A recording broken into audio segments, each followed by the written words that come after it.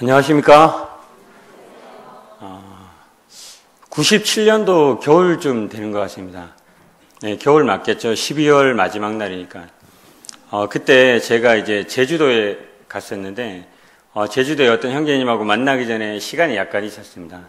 그래서 형제님이 저보고 좀 기다려라 해가지고 기다릴 때가 마땅치 않더라고요. 근데 97년도 12월 31일이었던 것 같아요. 형제님이 늦게 이렇게 오신다고 해서 저보고 어디 가서 좀 기다리라고 해서 제가 어디를 갔었는가 하면은 제주 남문교회에 있는 근처에 있는 사우나를 갔었습니다. 제주 남문교회가 어디 있었는가 하면 그때 당시에 유흥가 지역에 있었습니다. 그래서 제주 남문교회를 그때 당시에 소돔과 고무라에 있는 교회다 뭐 이런 식으로 얘기를 했던 기억이 나는데, 그때 그 사우나에 갔었는데 되게 피곤하고 뭐 그런 상황이었는데 제가 이제 사우나를 이렇게 들어가가지고 목욕을 하고 난 다음에 저도 이제 그 한증막인가요? 그 사우나 안에 들어갔었습니다. 딱 들어갔는데 들어가서 안에 보니까 얼룩달룩 하더라고요. 그러니까 저도 그때 당시에 이제 운동을 하고 있어서 몸이 되게 이렇게 좀 이렇게 등치가 좀 있다고 생각했는데 딱 들어갔는데 저 곱하기 한 2배 되는 사람들이 몸에 이 형형색색 이 색깔을 하고 앉아가지고 있더라고요. 그래서 순간 가서 이제 자리를 어디 모퉁이에 있을까 이렇게 자리를 봐도 아무리 봐도 비좁고 갈래도 자리가 없는 거예요. 그래서 조용히 가가지고 들어갔는데 그냥 나가려니 또 자존심도 상하기도 하고 해서 그래서 들어가가지고 이렇게 하면서 이렇게 해서 앉았습니다. 이렇게 앉아가지고 눈치를 되게 봤습니다. 근데 제가 이때까지 봤는 사람들하고 좀 차원이 다른 그런 사람들이었던 것 같아요. 그래서 이거 어떡할까 막 고민을 했었습니다. 근데 이제 마침 12월 31일이고 이제 1998년도가 얼마 남지 않은 그 시간이었습니다. 카운트다운이 들어가고 목욕탕 안의 시계도 이렇게 시간이 바뀌는 거예요. 그래서 제가 이렇게 있다가 나가려는데 못 적어서 시간이 딱 98년도 바뀌는 그 시점에 제가 일어나서 그 사람들 봤는데 그 사람들 표정이 저를 다 쳐다보고 이렇게 해서 있는데 제가 그때 인사를 했습니다. 새해 복 많이 받으십시오. 이렇게 인사를 했습니다. 분위기가 어땠겠습니까? 네. 사람들이 저로 인해서 전부 다 인사하는 분위기가 되었습니다. 서로 아이고 새해 복 많이 받으라고 막 이러면서 저한테도 막 새해 복 많이 받으라고 막 악수를 하는 겁니다. 네. 이게 인사의 효력입니다. 인사의 효력. 뭔지 아시겠습니까? 제가 15층에 사는데 엘리베이터를 타면 사람들이 다 쳐다봅니다. 이렇게 누가 먼저 인사할까 이렇게 쳐다봅니다. 근데 그걸 깰 수 있는 사람은 먼저 인사하는 사람입니다. 우리 교회 오면 좀 적막하죠. 일주일 동안 있다가 자주 보는데도 불구하고 또 이렇게 가끔 보면 이렇게 또 인사하기 좀 멋쩍을 때 있지 않습니까? 그리고 우리나라 문화 속에는 항상 누가 먼저 인사해야 되는가 하면 어린 사람이 나이 많은 사람에게 인사해야 됩니다. 그렇죠? 그런 문화가 있는데 그런 것보다 먼저 본 사람이 인사하는 게 좋은 것 같습니다. 그리고 내가 먼저 인사함으로써 상대방에게 따뜻하게 말을 건네주고 인사하게 한다면 그 분위기를 깨워서 서로의 마음이 놓이면서 진정한 교제 가운데 인사할 수 있지 않을까 그런 생각을 합니다. 인사로 얘기했으니 제가 한마디만 더 하겠는데요. 인사는 지역의 특성이나 문화, 이 생활 양식들을 반영을 하죠. 군인들은 어떻게 인사합니까? 제가 군인이지만 군인들은 거수경례합니다. 이 거수경례의 기원에 대해서 뭐 정확하지는 모르겠는데 누가 얘기하던데 거수경례는 나는 지금 무기를 들고 있지 않습니다. 손에 아무것도 없습니다라는 이런 것을 반영한다고 하네요. 그런데 제가 해군을 만났는데 해군들은 경례를 여기다 막 이렇게 하더라고요. 그래서 제가 이렇게 하는 거다, 이렇게 하는 거다 하니까 자기들이 이렇게 한다고 하더라고요. 그래서 왜 그런지 몰랐는데 이게 이상하잖아요. 이게 눈 가리는 것도 아니고 이게 이상하길래 그래 물어보니까 배 안에 통로가 매우 좁잖아요. 그래서 지나가려면은 먼저 경례하고 서 있으면 이렇게 지나간다고 하더라고요. 예. 제가 해군이 아니어서 정확하게 표현했는지 모르겠는데 하여튼 그런 문화가 특성들이 반영되어 있습니다. 영어로는 어떻게 인사합니까? 예. 제가 영어 쓸 때마다 좀 떨리긴 하는데 굿모닝이라고 인사합니다. 굿모닝. 예. 좋은 아침이다. 이렇게 이야기를 하죠.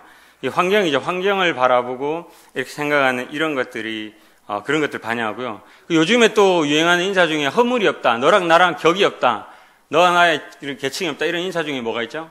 주먹 인사가 있습니다. 이렇게 해서 이렇게 헤이 이렇게 하는 게 있죠. 오바마 전 대통령이 미국 대통령이 청소부하고 이 주먹 인사하는 게 화제가 됐죠. 예. 우리나라 같으면 상상도 할 수 없는 일 같은데 하여튼 뭐 그런 게 인사가 됐습니다. 우리나라는 어떻게 인사합니까? 우리나라. 많이 바뀌긴 했는데 요즘은 우리나라도 굿모닝 뭐 이렇게 하기도 하는데 그래도 아직까지 만나면 어른들이 제일 먼저 하는 이야기가 뭐죠? 밥 먹었어? 네. 점심 먹었어? 아침에 만나면 아침 먹었어? 점심에 만나면 점심 먹었어? 저녁에 만나면 저녁 먹었어? 먹는 거죠. 왜 우리나라가 이렇게 인사하는지 다들 아시죠? 전쟁 이후에 이 보릿고기도 지나면서 너무 배가 고파서 너무 이렇게 배고프니까 밥 먹었는 게 걱정되니까 그걸 먹었는지 물어보는 게 안부 인사였다고 합니다. 우리가 이제 성경 말씀을 대하잖아요. 이 성경 말씀을 대하는 이 유대인들의 인사 문화는 어떨까요? 유대인들 인사가 뭐죠? 샬롬 맞습니까? 예, 맞습니다. 유대인들은 샬롬이라고 합니다. 샬롬. 이 샬롬은 히브리어로 평화 이런 걸 뜻한다고 합니다. 왜 이들이 샬롬이라는 이런 인사를 했을까? 이렇게 한번 찾아보니까 여기에는 이 샬롬이라는 이 뜻에는 이런 뜻이 세 가지의 뜻이 있다고 하는데 국가 간의 전쟁이나 이 분쟁이 없는 평화로운 상태를 의미하는 것과 그리고 가정에서 불화가 없는 행복한 상태 그리고 가난과 궁핍 등 경제적 고통에서 자유로운 상태를 의미한다고 합니다. 이러한 것들을 총체적으로 담아서 염원하는 마음으로 상대방을 만나면 샬롬이라고 인사한다고 합니다. 전쟁이 없는 상태, 가정에 불화가 없는 상태, 가난과 궁핍, 경제적으로 이런 것들로부터 행복한 상태, 샬롬이라고 합니다. 우리도 서로 그런 마음의 염원을 담아서 옆에 있는 분들에게 샬롬이라고 한번 인사 한번 해보겠습니다. 예.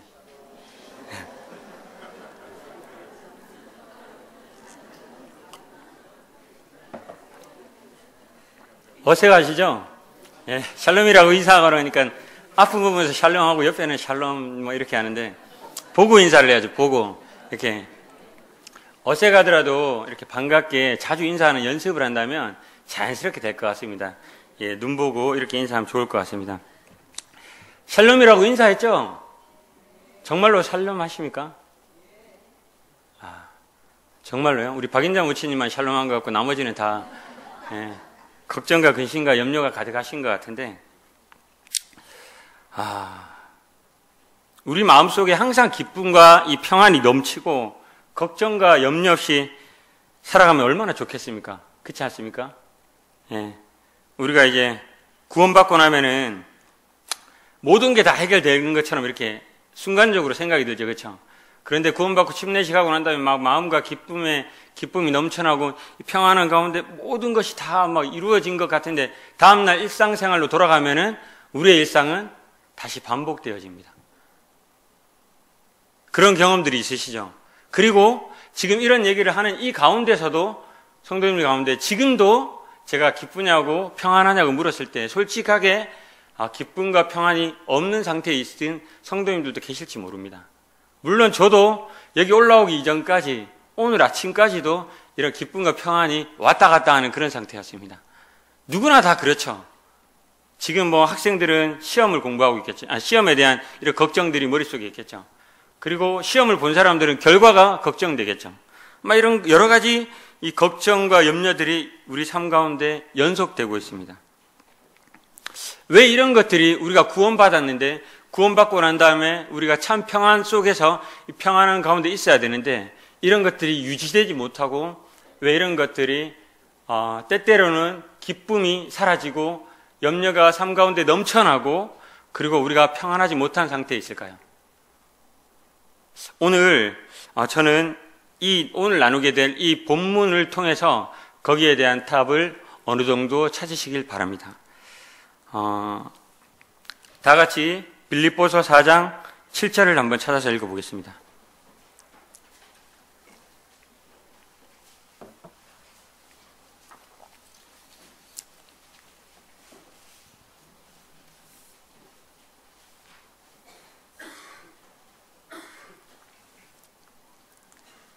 (7절) 찾으셨습니까?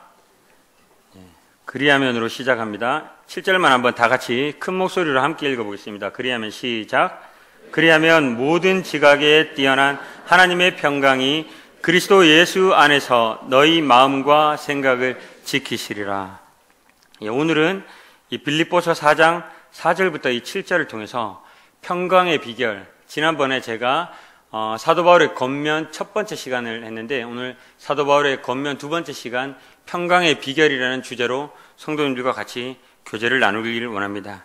그 전에 제가 지난 4월에 교제드린 1절부터 3절까지를 잠깐 요약해서 말씀드리면 1절부터 3절에 보면은 1절의 마지막에 주 안에서 서라 이렇게 얘기하면서 우리가 싸우는 이 싸움은 치열하게 영적 싸움을 벌이고 있는데 이 싸움의 승리는 이미 획득된 것이다. 그리스도를 통해서 우리가에게 이미 얻어진 이 승리이다라고 얘기하면서 우리가 이것을 유지하고 버티어 서라 라고 이야기하면서 주 안에서 서라라고 말씀드린 적이 있습니다. 그리고 두 번째로 2절에 보면 주 안에서 같은 마음을 품으라라고 이야기하면서 이 같은 마음이라는 것은 그리스도의 마음이다. 겸손의 마음이다라고 얘기하면서 판단과 갈등이 아닌 나보다 남을 낮게 여기고 겸손한 마음으로 서로를 사랑하고 사모하라는 것을 같이 교훈을 받았습니다. 그러면 오늘 본문은 거기에 이어져서 사도 바울이 계속해서 이야기를 하고 있습니다. 사도 바울은 4절부터 6절까지의 무엇을 하라 이렇게 이야기를 하면서 7절에 방금 우리가 다 같이 읽은 이 7절 본문에 이렇게 이야기하고 있습니다. 그리하면 4절, 5절, 6절과 같이 그렇게 하면 어떻게 된다고요? 모든 지각에 뛰어난 하나님의 평강이, 이 평강이 아까 얘기했던 그 샬롬입니다. 이 하나님의 평강이, 이 하나님의 평화가, 내 마음의 평강이 그리스도 예수 안에서 너희 마음과 생각을 지키시리라. 그렇게 하면, 어떻게 하면요? 이제부터 차근 한번 살펴보겠습니다. 어떻게 하면 이 그리스도의 평강이 우리의 마음을 지켜줄지, 이 사도 바울이 어떻게 이야기하고 있는지 한번 본문을 천천히 한번 살펴보겠습니다. 4절입니다. 주 안에서 항상 기뻐하라. 내가 다시 말하노니 기뻐하라. 예. 저를 찾아보셔도 됩니다. 이제 성경 좀 이따가 읽을 거니까 주 안에서 기뻐하라. 내가 다시 말하노니 기뻐하라. 항상 기뻐하실 수 있습니까? 예, 박인자 모치님만 그러신 걸로 알고 나머지는 항상 기뻐할 수 없습니까? 항상 기쁘십니까? 예, 가슴에 손을 놓고 솔직하게 항상 기뻐하고 계십니까? 예, 솔직히 말해서 이 박인자 모치님을 제외한 나머지 분들은 불가능한 일입니다. 학생들 중학교 3년, 고등학교 3년 열심히 공부했습니다. 이것을 하루아침에 수능이라는 걸 평가받는데 수능 치고 집에 왔어요. 열심히 쳤는데 한 칸씩 내렸었어요. 죄송합니다. 제가 이런 예를 드는 거 아닌데. 내렸었어요. 6년의 것들이 한 칸씩 내렸어서 마지막에 보니까는 시간 얼마 안 남는데 답이 하나 덜 적었는데 미뤘었어요. 어떻게 해야 됩니까? 기쁘다. 내가 시험을 쳤는데 한 칸씩 내렸었구나. 기뻐할 수 있습니까? 열심히 사업을 준비했습니다. 아이템 다 짜가지고 열심히 사업했는데 그 사업이 내가 하려는 그 자리에 딴 사람이 차고 있어요. 기쁘다. 나보다 누가 한 발 앞서서 했네? 기쁘십니까? 우리가 항상 기뻐할 수 있습니까? 열심히 노력했는데, 열심히 준비했는데 안 됐을 경우에 기뻐할 수 있습니까? 이게 나의 일임에도 불구하고 다른 사람의 일이었다면, 내가 정말 사랑하는 사람의 일이었다면, 내 자녀가 이렇게 머리 깨지고 다쳤는데, 다치면서 크는 거야. 아빠, 너가 다쳐서 너무 기쁘다. 너가 이제 더 크게 성장할 수 있겠구나. 이런 부모가 있습니까? 우리 없습니다. 우리 항상 기뻐할 수 없습니다. 이 사도 바울이 그런 걸 다 알고, 그런 걸 다 무시하고, 무조건 기뻐하라. 라고 이렇게 얘기한 것이 아닙니다. 여기서 기뻐하라는 말은 마지막 마무리할 때 상투적으로 사용했던 그런 내용이라고 합니다. 그러나 이 사도 바울이 두 번에서 반복적으로 기뻐하라. 내가 다시 말하노니 기뻐하라라고 두 번 이야기했습니다. 이것은 다른 뜻이 있습니다. 무엇입니까? 빌립보 성도들이 기뻐할 수 없는 상황에 있다는 것입니다. 그걸 알고 있다는 것입니다. 그런데 기뻐하라라고 이야기를 했습니다. 자, 이거 얘기하고 있는 분은 지금 어디 계십니까? 감옥에 있습니다. 자, 감옥에 갇혀 있는 분이 이 바깥에 있는 분들한테 기뻐해라 바깥에 있는 분이 속으로 생각하면 참 일단 나오긴 하고 뭐 얘기하시지 뭐 거기서 자꾸 기뻐하라고 그러십니까? 이렇게 생각할 수 있지 않겠습니까? 그런데 그럼에도 그가 이 기뻐하라고 이야기하고 있습니다. 그 비결이 무엇일까요? 그 비결은 바로 무엇입니까? 성도님들 다들 이해하시겠지만 주 안에서입니다. 주 안에서 항상 기뻐하라라고 이야기하고 있습니다. 존 메가더 목사는요, 이 부분에 대해서 이렇게 주석을 해놓았습니다. 이 구절에 대해서 주 안에서라는 의미는 믿는 자들의 참된 기쁨이 존재하는 이유가 그들의 삶이 처한 상황에 달려있는 것이 아니라 모든 것을 통치하시는 주님과의 견고하고 변하지 않는 관계에 의존하고 있음을 의미한다. 말이 어렵죠? 한번 찬찬히 한번 들어보시기 바랍니다. 믿는 자들의 참된 기쁨이 존재하는 이유, 우리 그리스도인들, 믿음을 가지고 있는 우리들의 이 기쁨이 존재하는 이유는 그들의 삶이 처한 상황에 달려있는 것이 아니라 우리가 지금 처하고 있는 이 상황에 달려있는 것이 아니라는 겁니다. 우리가 지금 감옥에 있든지 내 상황이 어떤 일이 일어났든지 그러한 것에 근거하는 것이 아니라 무엇이에요? 모든 것을 통치하시는 주님과의 견고하고 변하지 않는 관계에 의존하고 있음을 의미한다. 이해하셨습니까? 사도 바울은 이것에 근거해서 지금 기뻐하라라고 이야기하고 있는 것입니다. 주 안에서 기뻐하라. 내가 말하는 기뻐하라. 그렇습니다. 우리는 이와 같이 우리의 기쁨은 우리가 처한 상황에 달려있는 것이 아닙니다. 우리가 처한 상황은 우리에게 기쁨은커녕 계속 걱정과 염려만 안겨줄 뿐입니다. 잠시 잠깐 기쁠 수는 있습니다. 그러나 이 기쁨이 지속할 수는 없습니다. 그러나 주 안에서 있다면 항상 기뻐할 수 있습니다. 왜 그럴까요? 주님은 변하지 않으십니다. 주님의 약속은 변하지 않으십니다. 예전부터 지금까지 우리가 살아가는 이 날 계속해서 그때까지 우리가 주님 앞에 갈 때까지 주님께서 우리에게 맺어주신 그 약속은 변하지 않습니다. 그 신실하신 하나님의 약속에 근거해서 우리는 주 안에 있음으로 기뻐할 수 있습니다. 얼마나 기쁩니까? 주님께서 우리를 구원하셨습니다. 우리를 구원하신 그 주님께서 우리에게 영원한 것을 약속하셨습니다. 우리는 그 과정 속에서 이 삶을, 이 인생을 살아가고 있는 중입니다. 그런데 이 인생 과정에서 비록 여기서 끝난다 할지라도 그 결과나 이 모든 하나님의 약속은 변함이 없습니다. 우리가 주 안에서 있다면 이것을 기억하시기 바랍니다. 사도 바울은 이것을 이야기하고 있습니다. 내가 아까 얘기했던 것처럼 시험이 망칠 수도 있습니다. 그리고 직장에서 해고되고 사업이 망할 수도 있습니다. 그리고 가족이나 내가 사랑하는 사람들이 내가 원하지 않는 시간에 나를 떠나갈 수도 있습니다. 그리고 나에게 아픔을 줄 수도 있습니다. 그러나 이 모든 것들이 하나님과 우리 성도님과의 맺어진 이 관계 속에서 주 안에 있을 때 이 모든 것을, 이 관계의 근본적인 이 관계를 떨어뜨릴 수는 없습니다. 그렇기 때문에 우리는 주 안에서 있다면, 그것을 묵상한다면 우리는 기뻐할지 모릅니다. 때때로 지금 우리가 겪고 있는 이 모든 것들이 이해되지 않을 때도 있습니다. 유튜브나 이런 데 보면은 어떤 사람이 나와서 그림 그리는 이런 장면이 있습니다. 신기해서 저도 본 적이 있는데 그림을 막 그립니다. 근데 도대체 뭘 그리는지 모르겠습니다. 뭐 이렇게 뭐 하는데 모르겠습니다. 근데 마지막에 그 그림을 뒤집어 보니까 사람의 얼굴이 나오는 겁니다. 그 과정을 보면 모릅니다. 도대체 뭘 하고 있는지 모르겠습니다. 그리고 우리가 이렇게 공사하는 이 건축하는 이 가는데 보면은 이렇게 뭐 쳐놨죠. 이렇게 보면은 여기 바깥에서 소음이라든지 분진이나 이런 게 나오기 못하려고 이렇게 쳐놨죠. 그렇죠? 그런 이런 막 안에 보면은 도대체 저 안에서 뭘 하고 있는지 잘 모르죠. 그렇죠? 뭐 공사하고 있는 거 같고 시끄럽기도 한데 도대체 저 안에서 뭘 하고 있는지 모르겠지만 나중에 그 공사가 완료되면은 이걸 걷어내면은 아름다운 집이라 아름다운 건물이 그 안에 있습니다. 그러나 그 과정 속에 있을 때 우리가 그것을 설계하지 않고 우리가 그것을 정확하게 지어가는 과정을 정확하게 공정을 모르기 때문에 우리는 거기에 대해서 뭐 하고 있는 거야 도대체 이러한 생각이 들 수도 있습니다. 그러나 그 결과물을 봤을 때 저것을 지으려고 그렇게 했구나.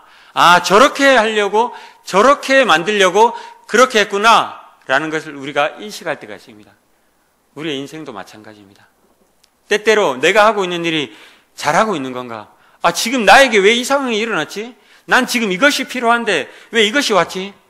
아, 이거 하면 정말 기쁠 것 같은데 왜 이런 일들이 일어났지? 이해할 수 없습니다. 어떤 때는 그게 그 상황이 지나가면 이해가 될 때도 있습니다. 그러나 우리가 궁극적으로 봤을 때 우리는 이 모든 것을 다 이해할 수 없을 그런 경우가 많을 것입니다. 그러나 그것이 언제 완전히 이해가 되어질까요? 우리가 하나님을 대면했을 때, 우리가 이 모든 것들이 하나님께서 우리의 인생을 계획하시고 하나님의 뜻 안에서 이루어가신 이 모든 것들을 우리가 하나님 앞에 가서 봤을 때, 하나님 이것을 위해서 나에게 이런 것들을 허락하셨구나라는 것을 깨닫게 될 것입니다. 사랑하는 성도님들, 어떻게 해야 될까요? 내가 처한 상황과 내가 하고 싶은 것, 내가 원하는 것에 근거해서 기쁨을 찾으려고 하시기 마시기 바랍니다.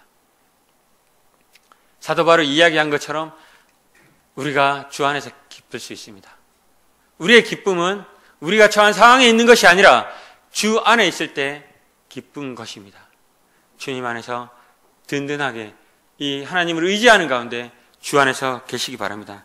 그러면은 우리 마음 가운데 늘 평안함이 있을 줄 압니다.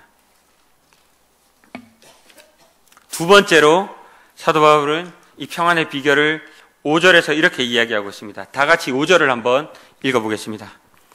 너희 관용을 시작.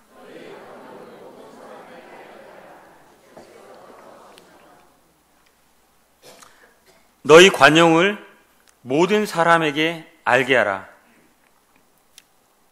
관용이 뭡니까? 관용? 관용을 쉬운 말로 하면 친절이라고 합니다. 친절. 사전을 한번 찾아보니까 남의 잘못을 너그럽게 받아들이거나 용서하는 품성을 이야기한다고 합니다.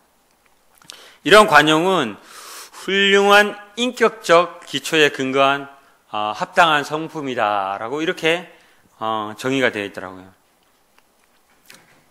관용하십니까? 관용하십니까, 다들? 예. 제가 오늘 이 말씀 시간을 1시 반에 끝난다 해도 저에게 관용하시겠습니까? 예. 내 배는 계속 고파오는데 내 귀에는 이미 밑에서 이게 식사 준비하는 소리가 들려오고 있는데 제가 1시 반에도 계속 여러분들이 알고 있는 말씀을 계속해서 반복해서 이야기하면서 하나만 더 찾아봅시다. 하나만 더 찾아봅시다 하면서 해도 저에게 관용하시겠습니까? 예. 우리는 관용하기 쉽지 않습니다. 이 훌륭한 인격의 기초에서 이 관용하기는 정말 쉽지 않습니다. 왜냐하면 우리의 인격이 그다지 솔직히 훌륭하지 못하기 때문입니다. 사람들은 이 인격을 수양하기 위해서, 도야하기 위해서 산에도 가고 이거 막 합니다. 그런데 이렇게 막 하다가도 그 사람의 가장 아킬레스건, 가장 그 사람이 참지 못하는 부분을 건드리면 어떻게 됩니까? 폭발해 버립니다. 저도 정말 참는 훈련을 많이 하고 있습니다. 부대에서도 제가 군대 하면서 이제 계급이 올라가면 올라갈수록 참는 훈련을 많이 하는 것 같습니다. 그러면서 이제 예전에 저를 참았던 분들에게 감사하는 마음이 떠올려지는데요. 어떻게 이렇게 할 수 있을까 하는 마음에서도 그래 이런 말을 많이 합니다. 노력을 많이 합니다. 그런데 제가 정말 참지 못하는 그런 아킬레스 부분을 딱 건드리면은 앉아보라고 이야기하면서 주저리 얘기했던 적이 있습니다. 야, 내가 진짜 말이야 이렇게 이야기하면서 시작해서 내가 그냥 잘 참아줬지 하면서 막 이렇게 하면서 지금 생각해보면 조금 더 무섭게 이야기를 합니다. 예, 하여튼 그런 경우들이 있습니다. 우리는 훌륭한 인격이 없다라고 얘기하지만 훌륭한 인격을 갖추기가 힘들어서 관용하기가 쉽지 않습니다. 그런데 사도 바울은 관용을 하라고 합니다. 그런데 이 관용을 누구에게 하라고 합니까? 모든 사람에게 하라고 합니다.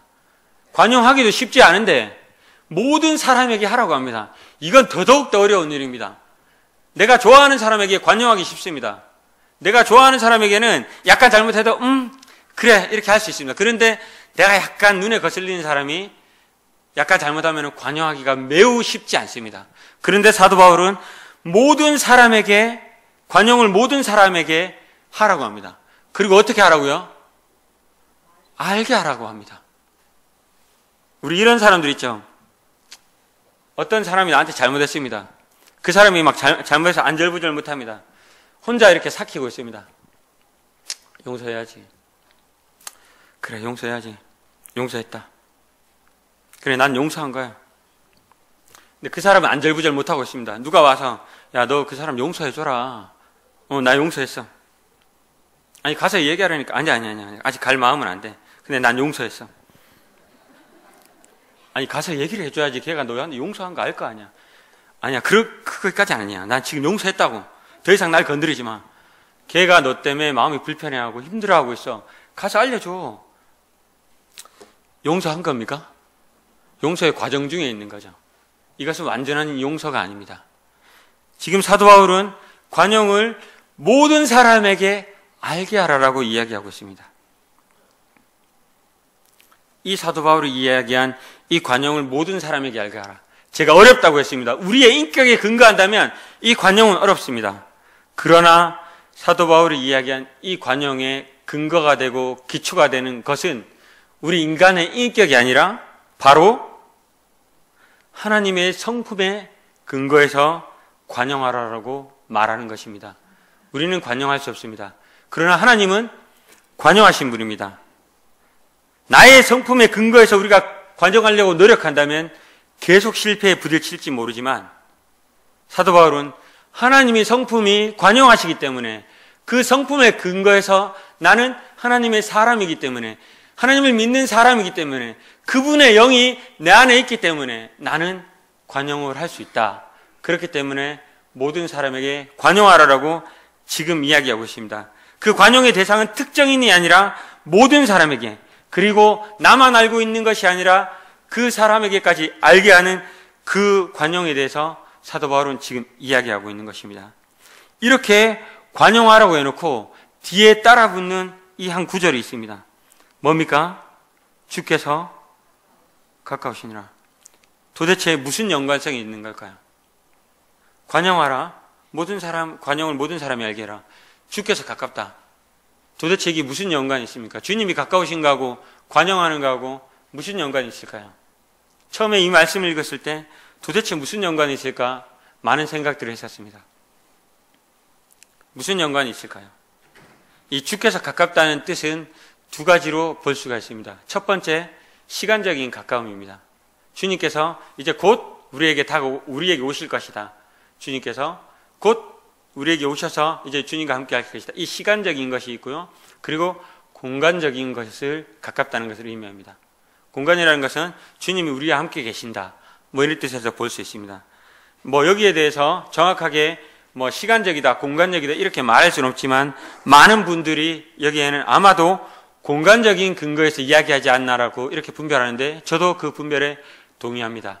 그렇게 이해를 했을 때 우리가 주 안에서 너희 관용을 모든 사람에게 알게 하라. 주께서 가까우시니라. 이렇게 얘기하는 것은 믿는 자들에게는 누가 함께 계십니까?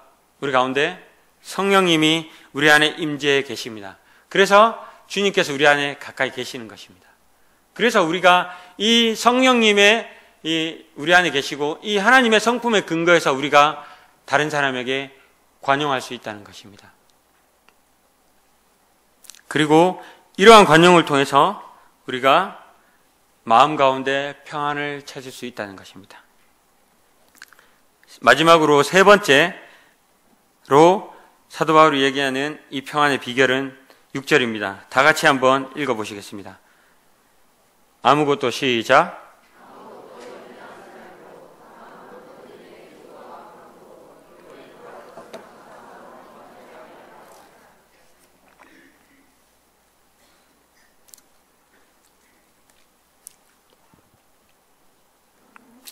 아무것도 염려하지 말고 다만 모든 일에 기도와 간구로 너희 구할 것을 감사함으로 하나님께 아뢰라.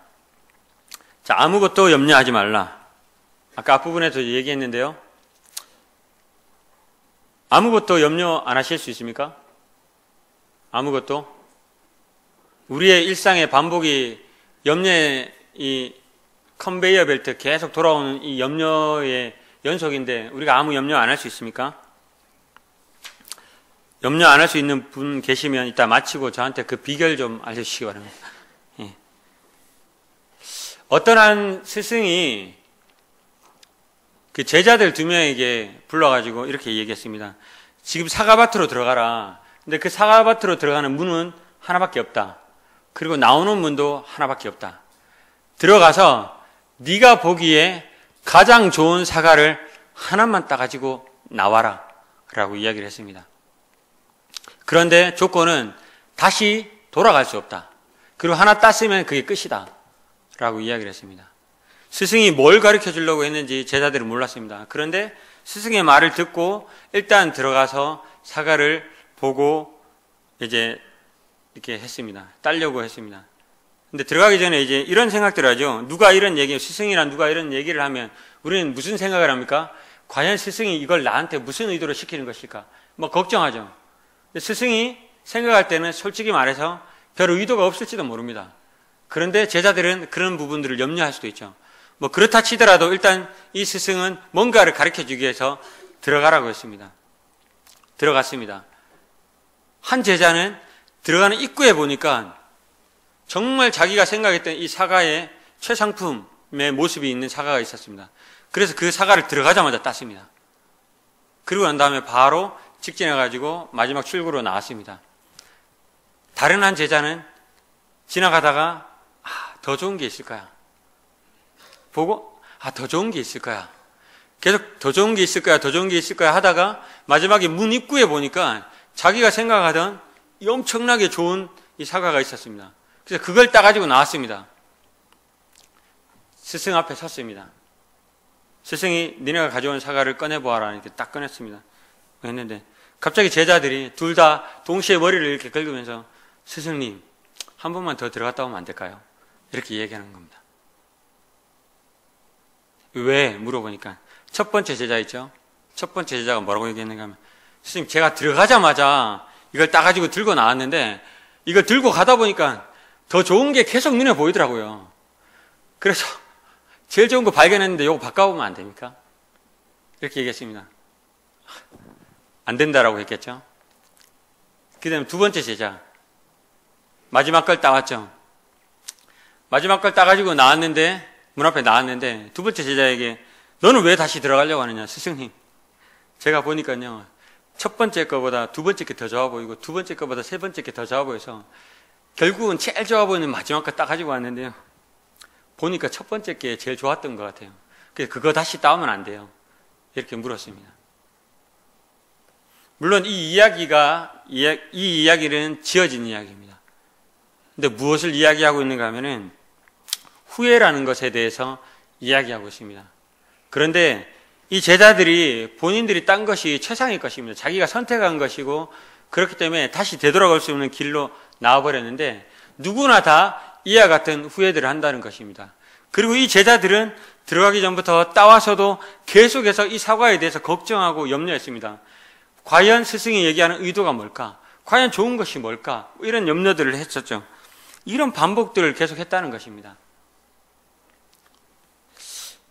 어떻게 보면은 우리의 인생도 이 제자들과 같은 이런 모습으로 계속 염려와 걱정의 반복 속에서 살아가고 있는지 모릅니다. 이 이야기를 한 사도 바울은 정말 염려가 없는 사람이었을까요? 정말 이 이야기를 하고 있는 염려하지 말라고 하고 있는 이 사도 바울은 정말 염려가 아무런 걱정 의심이 없는 쉽게 얘기하면 우리의 입장에서 보면 도 같아서 완전 모든 걸 초월한 사람이었을까요? 고린도후서 11장 한번 찾아보겠습니다.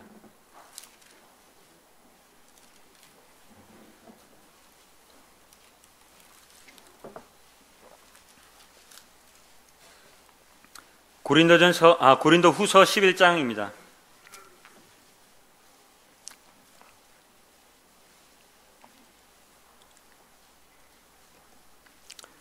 고린도후서 11장 24절부터 28절입니다. 지금 이것은 사도 바울이 이야기하고 있는 말입니다. 제가 한번 읽어보겠습니다.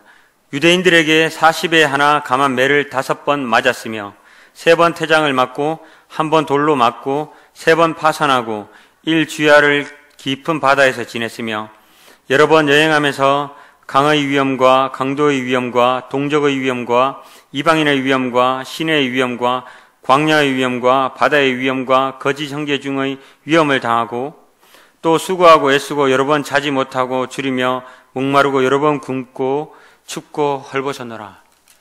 상황이 참 힘든 상황이죠. 자, 그 다음 구절 한번 보겠습니다. 28절입니다. 이 외의 일은 고사하고 아직도 날마다 내 속에 눌리는 일이 있으니 곧 모든 교회를 위하여 염려하는 것이라. 자, 앞을 보실까요? 사도 바울 지금 뭐 하고 있다 그럽니까? 교회를 위해서 염려하고 있다고 그랬습니다. 앞에 있는 이런 일들이 계속 자기 삶 가운데 반복되고 이런 일 더하기 나는 교회를 위해서도 지금 사도 바울이 뭐라고요? 염려하고 있다고 얘기했습니다. 염려의 쓰나미죠. 계속해서 염려가 반복됩니다. 사도 바울의 이제 뭐 하나 끝나는 것이 없습니다. 뭐 여기 교회를 세우고 오면 거기 교회에 문제가 있다고 달려와서 이야기를 하죠. 가다가 가는 도중에 뭐 파손되죠. 그 가서 잡혀서 또 맞죠. 뭐 이렇게 하는데 또 감옥에 갇혀 있는데 또 계속 염려의 쓰나미 속에서 계속 염려가 몰려옵니다.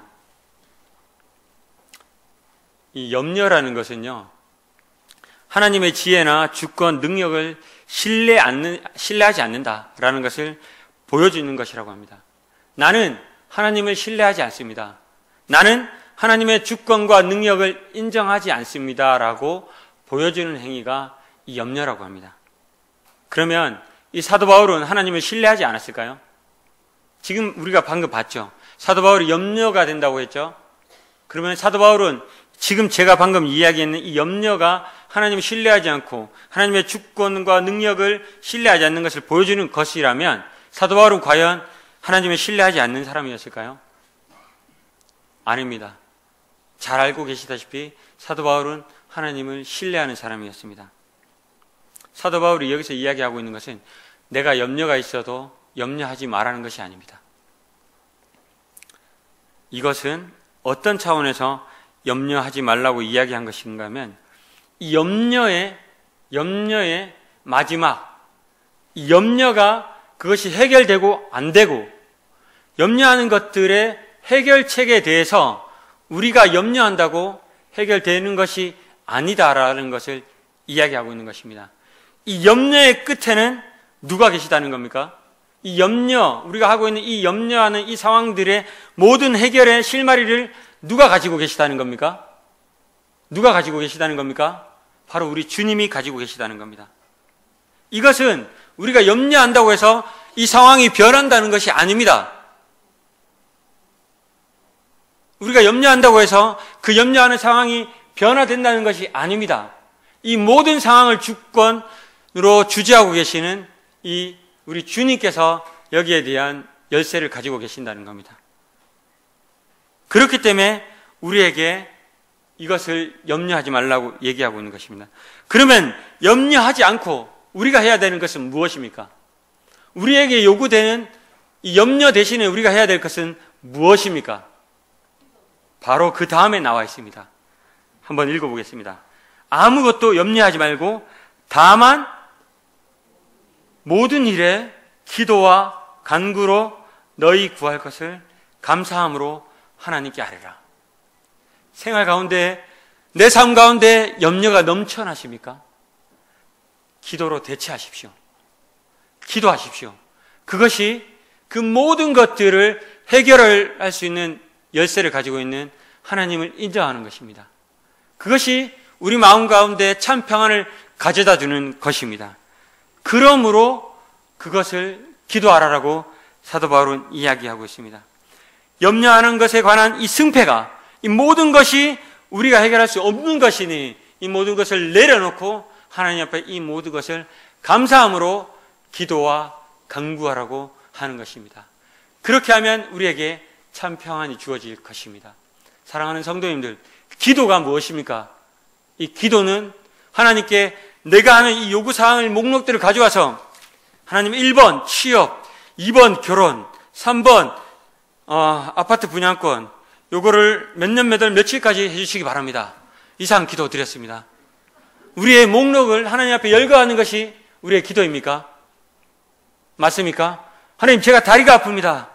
이 다리 아픈 것을 하나님께서 치유해 주신다면 제가 교회에 열심히 나가겠습니다. 치유하시지 않으시면 안 나가겠습니다. 하나님, 제가 교회에 나가지 않는 것은 치유하지 않으셨기 때문에 안 나가는 것입니다. 고로 저는 교회에 나가지 않는 것이 정당합니다. 맞습니까? 이게 우리 성도님들이 하고 있는 이 기도입니까? 기도의 목적이 하나님의 뜻을 내 뜻에 맞추는 것입니까? 사도 바울이 지금 그 모든 검열을 접어놓고 이제 하나님께 아뢰라. 1번부터 네가 10번까지 네 목록을 다 적어서 하나님께 아뢰라. 그러면 평안이 있을 것이다. 이것을 이야기하고 있는 것입니까? 아닙니다. 사도 바울이 얘기하고 있는 기도에 염려를 대처하고 있는 이 기도는 아까 뭐라고 했습니까? 우리가 걱정한다고 해서 염려한다고 해서 그 상황이 해결되지 않는다고 분명히 이야기했습니다. 이 상황은 누가 해결해 주실 수 있습니까? 하나님의 뜻과 하나님의 방법대로 하나님께서 해결해 주실 수 있습니다. 우리 주님께서 그 열쇠를 가지고 계십니다. 그러면 우리가 왜 기도를 해야 될까요? 해결해 주시지도 않는데, 내 뜻대로 되지도 않는데 왜 기도해야 될까요? 이것이 기도의 참뜻이고 우리가 기도해야 되는 이유이며 사도 바울이 기도하라고 얘기하고 있는 이유입니다. 기도는 하나님 앞에서 하나님, 나는 이 모든 것이 내 힘으로 되지 않습니다. 이것은 하나님의 뜻대로 되어지는 것이 합당한 것이며 하나님 뜻대로 되어지는 것입니다. 저는 이것을 할 수 없습니다라고 얘기하는 이 거룩한 고백의 행위가 바로 이 기도입니다. 아침에 새벽 기도 하십니까? 새벽 기도, 나의 정성을 기도에 덧보태서 새벽에 나와서 기도하면 좀 더 잘 들어질 것이라고 생각하는 게 새벽 기도입니까? 아닙니다. 나의 간절한 마음을 담아서 하나님, 나는 아무것도 할 수 없습니다. 이 새벽에 나와서도 아무것도 할 수 없습니다라는 것을 아뢰기 위한 것이 그 새벽 기도입니다. 금식 기도입니까? 내 어떤 노력을 더하기 위해서 하나님, 나 씻지도 않고 있습니다. 예? 나 먹지도 않고 있어요. 하나님, 나 지금 이렇게 간절하게 기도하고 있어요. 들어보세요. 나 지금 이런 마음이 있어요. 라고 얘기하는 게 금식 기도입니까? 아닙니다. 하나님, 먹는 게 우리 삶의, 내 삶의 원동력이 됩니다. 그러나 이런 원동력이 되는 것도 금하더라도 이 모든 것에 해결할 수 있는 그 원동력이 바로 주님이십니다. 그것을 고백하는 것이 바로 금식 기도입니다. 그런 간절한 마음을 담아서 나의 노력을 이 기도에다가 덧붙이는 것이 아닙니다. 염려의 쓰나미가 계속 몰려옵니다. 저 염려가 진짜 많은 사람입니다. 곧 얼마 안 있으면은 군을 전역을 해야 됩니다. 근데 염려 있습니다, 물론. 그러나 이 모든 것을 다 하나님께 맡기고 있습니다. 아니요, 맡기려고 노력하고 있습니다. 그리고 이것보다 더한 염려도 많습니다. 제가 고백드리지 못하지만은 더한 염려도 많습니다. 물론 여기 앉아 계시는 성도님들 염려의 삶 가운데 계시겠죠. 당장 이 예배 마치고 나면 이 염려 가운데로 또 들어가셔야겠죠. 제가 그 모든 것들을 잊어버리라고, 해탈하라고, 어디 산속에 들어가서 잊어버리라고 하는 것이 아닙니다. 그러한 삶이 우리 가운데 있을지라도 주님, 이 모든 것이 하나님 손에 달려 있습니다. 그렇기 때문에 이 모든 염려를 하나님 앞에 내려놓습니다. 주님 뜻대로 하십시오라고 계속 기억하면서 그것을 입술로 고백하면서 하나님께 맡기는 그 행위를 하라고 말씀드리는 것입니다. 사랑하는 성도님들, 처분에 우리가 읽었습니다. 7절 다 같이 한번 읽어보겠습니다. 그리하면 시작. 그리하면 모든 지각에 뛰어난 하나님의 평강이 그리스도 예수 안에서 너희 마음과 생각을 지키시리라. 어떻게 하면요? 주 안에서 항상 기뻐하면. 어떻게 하면요? 우리가 친절하다. 내 인격에 근거해서 친절한 것이 아니라 하나님의 성품에 기인해서 다른 사람들에게 친절하게 대하고 관용한다면, 그리고 또 어떻게 하면요? 내가 가지고 있는 이 염려들을 다 내려놓고 하나님 앞에 모든 것을 주권을 맡기면서 감사함으로 간구하고 기도한다면 어떻게 된다고요? 그리하면 이 모든 지각에 뛰어난 누가요? 하나님이. 이 하나님의 평강이 그리스도 예수 안에서 상황을 변하게 한다. 상황을 반전시킨다. 내가 원하는 상황으로 이끌어간다. 모든 것이 내가 의도하는 대로 된다. 아닙니다. 예수 안에서 내 마음과 생각을 지켜주신다는 것입니다. 아시겠습니까? 우리의 마음과 생각을 지키기 위해서 우리 이와 같이 하시기 바랍니다. 정말로 항상 주님 안에서 있다는 것과 주님 안에서 참 기쁨을 느끼시기 바랍니다. 그리고 이 안에 있는 이 기쁨과 즐거움을 가지고 다른 사람들에게 주님이 내 안에 있다는 것을 나타내십시오. 관용하십시오. 친절하십시오. 내 인격이 아닌 하나님의 성품의 인격에서 친절하시기 바랍니다. 그리고 모든 염려를 주님께 맡기면서 항상 기도와 강구를 하시는 우리 팔곡역의 성도님들이 되기를 간절히 바랍니다. 기도하고 마치겠습니다. 아버지 하나님, 세상은 우리에게 세상은 많은 사람들이 평화를 원하지만 우리 가운데 평화가 없음을 고백드립니다.